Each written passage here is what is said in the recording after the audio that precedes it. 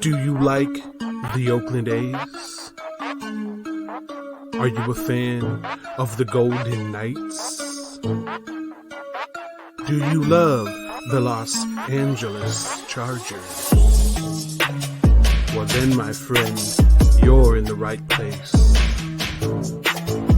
This is the Snake Sports Talk Show with your host, Jake the Snake Silva, brought to you by the Spotlight Sports Network. Bull Gang, what's going on?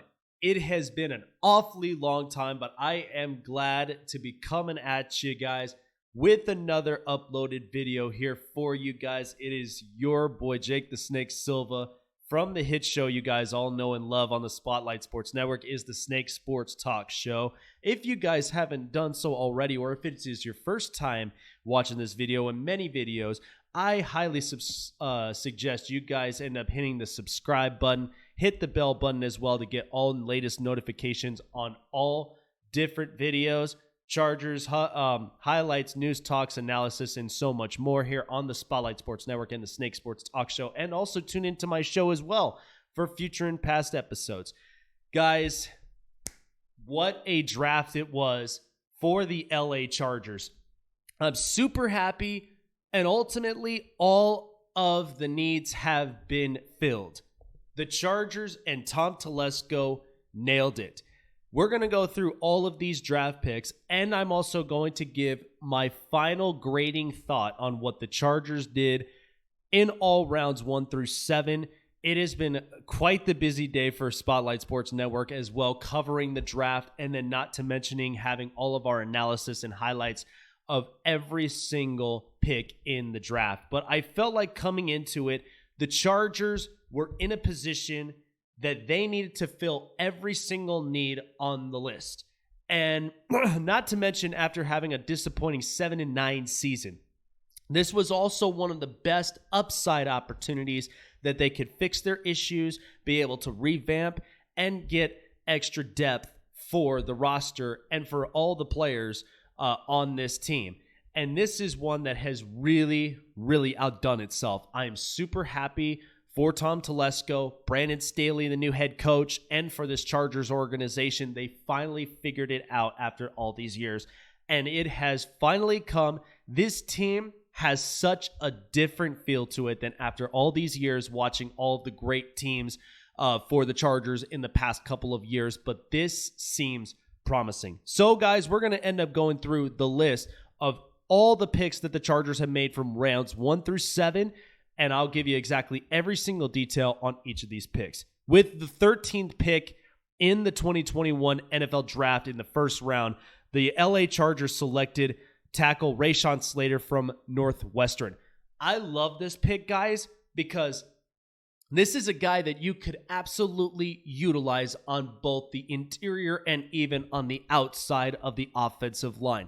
Plus, Slater is coming in to an upgraded and revamped offensive line to protect Justin Herbert at all costs. After signing Corey Linsley, Matt Filer, and Adea Bushi, Rashawn Slater is going to have his hands full with all the potential talents around him, and not to mention the talents that he will be facing against him on defense when he comes into the NFL. What's funny about this, and what I think is also a really good note about Slater, Slater was a player who was outstanding and was known for one of the most viral videos in the college football season for Northwestern after playing Ohio State and taking on the challenge of defensive end Chase Young after stopping him a bunch of times. Slater only allowed 5 total pressures in over 350 pass blocking snaps in 2019 before opting out of the 2020 season due to COVID reasons. This is one that I really enjoyed this pick. This now makes me seem like this offensive line is stacked and loaded and looks promising and healthy. And it's one, when I evaluated this, is one that I look at all the previous quarterbacks before Justin Herbert, Phillip Rivers, Drew Brees, Doug Flutie, and many, many more before him that did not solidify the offensive line. Now having Slater in the middle of this mix, I said, Phillip Rivers might be pissed But at the same time, this is one that the Chargers, after 30 years of going through injury-prone, unpromising talent at the offensive line position, they finally figured it out with Rashawn Slater, and I am absolutely ecstatic and happy about this pick because this is one that can really help out Justin Herbert, give him plenty of protection, and of course also help on the run game as well. With the 47th pick in round 2 of the 2021 NFL Draft, the LA Chargers selected cornerback Asante Samuel Jr. from Florida State. Now, Asante Samuel Jr., everybody knows, is the son of former New England Patriot and Philadelphia Eagles corner Asante Samuel. And he was an absolute beast in the league. One that definitely pissed us Charger fans off, especially when it came to facing against the New England Patriots in several different years when Asante Samuel was a part of the team. And this is one that I have really enjoyed and loved because looking at Asante Samuel Jr. and what he brings to the table, this is one that the Chargers really needed to fill after releasing Casey Hayward and cutting at least the salary cap as much as they possibly could to stay within the threshold. But also they got themselves a high-end talent at the corner position. And what's really, really good about this is that Asante Samuel Jr., even of being a Florida State Seminole, former Florida State Seminole, Derwin James, not to mention on the other side of LA with the LA Rams, Jalen Ramsey. But every single one of these guys have ranted and raved about Asante Samuel Jr. And Brandon Staley, note this, that all of his successes with the Rams last year was all in the secondary position with John Johnson and, of course, with Jalen Ramsey. Bringing Samuels Jr. into the middle of this mix, Staley is going to get to work right away. He's going to be working with outstanding players like Mike Davis and Derwin James, hopefully in a healthy season this year. And what's great about this, in Brandon Staley's new defense, Samuels recorded a forced incompletion rate above 20% over the course of his career in Florida State. So what does that tell you? That means that he is a shutdown type of corner and he loves the battles. He loves to battle at least with one of the top receivers, not just up in college, but imagine facing off against one of the best receivers in the NFL, like maybe a Julio Jones or maybe DeAndre Hopkins or maybe others. But this is one that is an exciting pick and one that I was super ecstatic the Chargers ended up getting because that was one of the needs, but is also a high-graded player in that draft in the second round that the Chargers were able to snag and didn't even have to move their spot to do so. And that's one I was very happy that they were able to grab him and not understanding why other teams ended up passing up on him in the beginning. But Asante Samuel Jr. really brings a lot of promising stuff and hoping to revamp this secondary that needed a lot of help after last year, giving up big-time plays, not to mention some short-end plays, but hoping that this defense with Brandon Staley as head coach is one that's going to be really, really fun to watch. With the 77th pick in the third round of the 2021 NFL Draft, the LA Chargers select wide receiver Josh Palmer from Tennessee. I didn't even know much about this kid, Josh Palmer, but however, Palmer, what's interesting about this, he ended up facing off against some of the top corners in college football. That's Patrick Surtain, that's also J.C. Horn, and a lot of these other corners that were selected way before him and before Asante Samuel Jr. What does this mean about Josh Palmer coming into this Chargers wide receiving core? Well, note this, guys. We have a stacked wide receiver core with Keenan Allen, Mike Williams, Joe Reed, KJ Hill, Tyron Johnson, and Jalen Guyton, and now Josh Palmer in the middle of this mix. What this tells me about this pick, Josh Palmer has the length. Josh Palmer's got the hands and, of course, the extensions. He's also got real good route running skills. One that could definitely beat all the corners, even in college football. And it showed it itself when it came to Patrick Surtain and also when it came to J.C. Horn. That was one that I was kind of actually excited for. And watching all the tapes and everything that I have learned about Josh Palmer, he was one of the few that had real good stats from 2019 and also adding up to 2020 with the Tennessee Volunteers. But this tells me that this is more of a push and shove for Mike Williams to start producing, because if in fact that Williams does not produce to his extent, then that means Josh Palmer is going to be coming into a role where he may be one of the receivers that you could throw over the top, and is also a guy that can run really good routes. And he's also going to be learning it from one of the best route runners in the league, in Keenan Allen. So Josh Palmer, it looks like it's going to be very legitimate to me. I love the pick, and I think this is going to be very interesting, but the Chargers wide receiver core is stacked. With the 97th pick in the third round of the 2021 NFL Draft, the LA Chargers select Trey McKitty from Georgia, a tight end. This was interesting to me, but ultimately they've solidified their depth chart with the tight end position for the Chargers. And this may have felt like this was kind of a reach for the Chargers. After losing Hunter Henry to free agency to the New England Patriots, the Chargers ended up signing Jared Cook to a one-year deal, but they also ended up retaining Donald Parham Jr.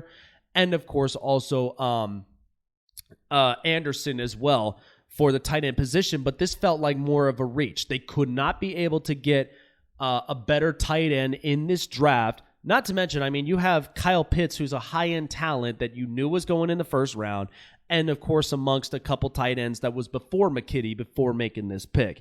This is kind of a head-scratcher, because one thing to say about this is McKitty's big trait is his hand size, which is in the 99th percentile, but his 14.3% drop rate, it may be something that could be one to really kind of keep an eye on for the Chargers. Now, of course, he's not going to be a guy that's going to start right away over Jared Cook and all them. No. But I think if you're going to learn this with this offense, you might learn at least a little bit of something from Jared Cook, who is red hot during the red zone offenses for the Saints last year, but also comes into this Chargers role where Justin Herbert is going to be a guy that's going to be looking to score, looking to throw deep downfield, but is also going to get it to his receivers' hands, whomever may be open. But maybe this could be a good upside for Trey McKitty to then end up blocking away all of the concerns, all of the criticisms that NFL scouts ended up saying about him when it comes to his drop rate. With the 118th pick for the LA Chargers in the fourth round, they've selected edge rusher Chris Rump II out of Duke. This was very interesting and one of the most interesting prospects that the Chargers could select here in day 3. Rump has really good pass rushing tools that makes him as good as anybody in this draft, and surprisingly from a small school in Duke. But also keep in mind about this, guys, because Melvin Ingram is still a free agent up on the board, but the Chargers knew they were going to be willing to let him walk. They were not going to end up paying him an extension, not to mention the high-end money, in case he suffered an injury, and now the Chargers are swallowing up the contract for him. But at least they do have somebody that could help to learn from Joey Bosa and a bunch of other really good rushers for this Chargers defense. This is one that really amps up the defense well for Brandon Staley, and I think Rump has some really good, promising stuff. And by the way, here's what's interesting about this, because with the pass rush grades, it was 92.7 and 71.1 and 92 total pressures on just over 440 pass rushes. That is by far the highest that anybody could make, and one that cuts it into the NFL level. With a play strength like that, it's different in the NFL. But he could be a guy that could be moving to an off-ball linebacker. So you could use Rump in any other way, whether he has to be the Mike linebacker or he has to be the edge rusher to put on pressure. But he's going to learn a lot from Joey Bosa, and not to mention also Kenneth Murray, who was last year's first-round pick and the 23rd of last year's draft. So this will be something that'll be interesting to watch, but I think Rump is definitely a guy who's a wild card to me when it comes to the defense for the Chargers. With the 159th pick in the fifth round of the 2021 NFL Draft, the Chargers ended up selecting Brendan James from Nebraska. I watched a couple highlights from him for the Cornhuskers, and Brendan James, by the way, you ever see a viral video of a guy who could literally leap? Well, this is a guy who's got some promising stuff, who's got strong lower body strengths, especially when it comes to blocking for the offensive line. And of course, there were a couple of highlights for him in Nebraska where he was matching up with some top-end talents out of college and definitely executed and secured the job done when it came to quarterback protection, allowing the quarterback to run out the pocket and get mobile, and not to mention also allowing the run game to be strong. So this is something that Brendan James is going to come into with a stacked offensive line, but also this adds a little bit more depth for the Chargers in case of injury issues. But I think with Brendan James, he's going to learn a lot from this offensive line, and I think he could be a guy you might actually see sneak in at some point, maybe in the mid or late of the season, for the Chargers to get some reps in and get at least a little bit of experience with that offensive line. With the 185th pick in round 6 of the 2021 NFL Draft, the Chargers select linebacker Nick Niemann from Iowa.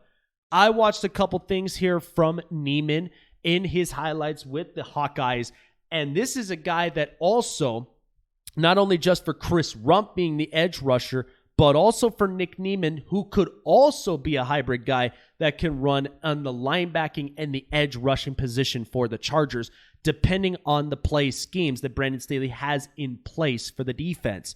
This is one that I am really excited for. Watching Nick Niemann and the intensity that he brings to the table when it comes to stopping the run game, putting pressures on the quarterback. This is one that really allows a lot of pressures and rushes to get to the opposing offenses. This is one that really puts a smile on Joey Bosa's face, and not to mention all the rest on the front line of the Chargers defense. I think Nick Niemann will very much be a guy that could come into this position, bring in his intensity, even with a guy like Chinowosu, who also brings in that same intensity, and hopefully to have Drew Tranquill back and healthy. This is one that I think it's going to be scary to face against this Chargers defense with Nick Niemann and, of course, with Chris Rump in the middle of the mix for this defense. With the 198th pick in round 6 of the 2021 NFL Draft, the Chargers select running back Larry Rountree III from Missouri. Now, of course, a lot of people are like, well, why would we get another running back if we know we have so many of them? We know all by the depth chart with Austin Eckler, Justin Jackson, and Josh Kelly. Not to mention two guys. The Chargers ended up losing at least a couple of guys. They lost Tremaine Pope, and they also lost Kalen Ballage to the Pittsburgh Steelers. But at least, when I looked at Larry Rountree when it comes to his intensity and his speed, this is a kid that's got really, really good feet and is a guy that I think pushes for added yards. Remember, this was something that was attractive to former head coach Anthony Lynn when it came to the running backs position. But I think in this type of scenario, with adding in more reps for Josh Kelly and, of course, for Austin Eckler and Justin Jackson, something tells me that Rountree has a little Justin Jackson feel. He can come in situationally for the Chargers, whether it's a second or third down situation, and get added speed to get first downs or maybe potentially get scores. And this is one that I really do enjoy. I think this is one that really helps with the running back depth for the Chargers moving forward. And finally, with the 241st pick in round 7 of the 2021 NFL Draft, the LA Chargers select cornerback Mark Webb from Georgia. Mark Webb, I think, honestly, is a guy you might not even see coming. This is a guy that out of Georgia, now a lot of people have some thoughts about the Georgia Bulldogs defense at times, but I think Mark Webb is coming into a really good style defense where this secondary's position looks very promising at this point. And having Mark Webb in the middle of this mix, he's a guy that can scan the field, is also a guy that can kind of play a little of that corner safety shadow when it comes to cover situations, and is a guy that can really keep his eyes on the quarterback and, of course, on the positions where he might throw to. So this is one that I think the Chargers really did a good job on getting at least extra corners, extra secondary guys for more and more added depth along the way. This has been really, really good for the Chargers all the way through. I was very impressed with every single one of the picks, guys, and I am amped up of what next season is going to bring, because 2 years prior, the Chargers go 5-11. They get their quarterback. Last year, the Chargers go 7-9. Now they get one of the top best linemen in the draft, but ultimately, this is what I reviewed about the Chargers draft picks. They ended up initially getting 2 tackles for the offensive line. They got 2 corners to add one that can be an everyday starter right away and even change into the mix with a couple of good corners on the depth. They also got themselves a wide receiver with a stacked wide receiver core, a tight end that can go into this tight end depth, learn at least a little bit on the sidelines, and also get in some reps situationally for the Chargers. Also getting an edge rush and a linebacker as well. This is one that I think the Chargers absolutely nailed this draft. Tom Telesco is not joking around this year, and neither is the rest of the Chargers organization. Bolt fam, this is finally got to be the time. This is no more joking around. This team has been an absolute laughingstock for the last few years, even since the Chargers were even a team in this league in 1960. This is no longer the time to screw around and hoping that we get another high-end talent. No more. We got the best talents around us from offense to defense, and we also have a real good young head coach that we can learn a lot of things from, and is a guy that is willing to work with all these young kids and get them going. This is a time right now, for me, I'm getting different feels about this Charger squad. This makes me feel like a championship is coming a lot sooner than we expected. Offensive line, stacked. Secondaries, stacked. Also, a bunch of real good wild cards from offense to defense that fill in all of the needs and all of the holes.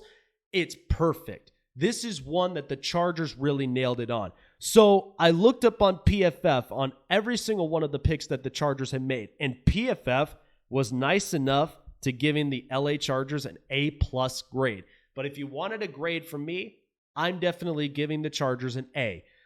This, to me, makes me feel like this Chargers team is a lot different than what we would have expected. And not to mention also how long that the Chargers have waited to finally have a really good team, not to mention building upon a young future quarterback that is the face of this franchise, getting this offense going, and having a shutdown defense with a defensive-minded head coach that can make that happen. This is one I am super stoked for, guys. This is finally going to be the year. I'm hoping, and this is just an early prediction from me, but you'll see more uploaded videos soon.